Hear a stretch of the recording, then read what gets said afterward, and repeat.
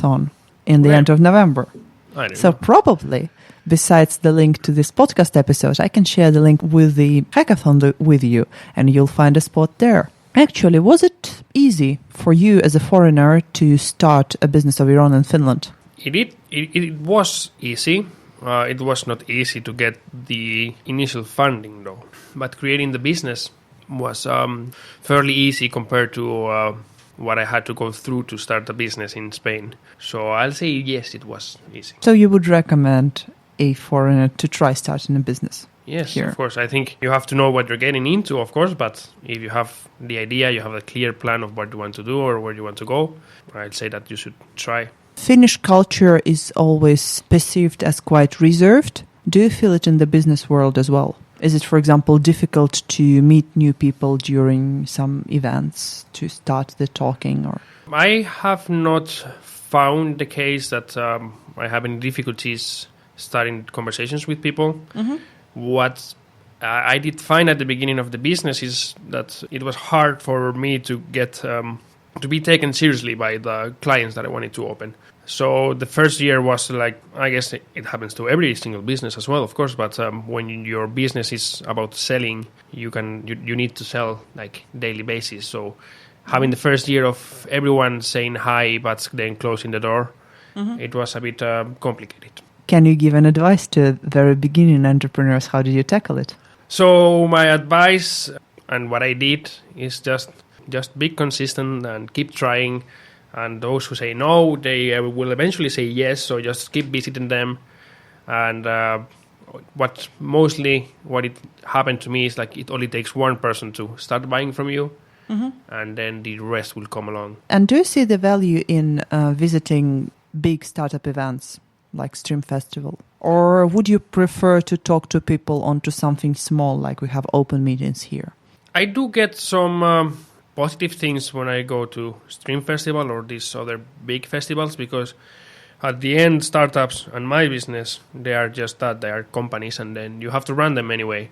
You have to think about investing, and you have to take care of the daily and the personnel and marketing. So even though it's not completely focused to what I do, I can kind of extrapolate, is it that word, to extrapolate what I get from there to my business or my field. And then again, since you're now part of the Startup Hub, do you feel that you get some kind of support and inspiration for a business there, or is it only for convenient office location? Well, I have not been lately that much involved because, unfortunately, since we are a small business and it requires a lot of being on the street, then I'm not able to spend long times in my office. Also, since I recently became a dad, then I try to do my office work at home and only be in the city when I have to go and do visiting or sales. So lately I have not been involved that much, but I know that it's really good for a lot of the other startups, not only because of the location, but because the community that is created there. I don't think, for example, a lot of the startups that they are here, they are there for the location. Right? At the end, you don't have to be close to your clients in that sense. So I think it's more of the community than the good place, like location, not places. Okay. Can we have maybe a bit background information about your company? How long do you guys exist and how big are you now? Okay, so I started the planning of the company while I was unemployed and studying Finnish. We created the business plan and the application for the alcohol licenses in the summer of 2017. But we were not really operational until 2018, more or less, the beginning of 2018. And that first year, even though we existed, we didn't sell much or any at all, almost. But at the more or less May or June, then we got our first client, which our bigger client, which happened to be a known person inside the Tampere hospitality business.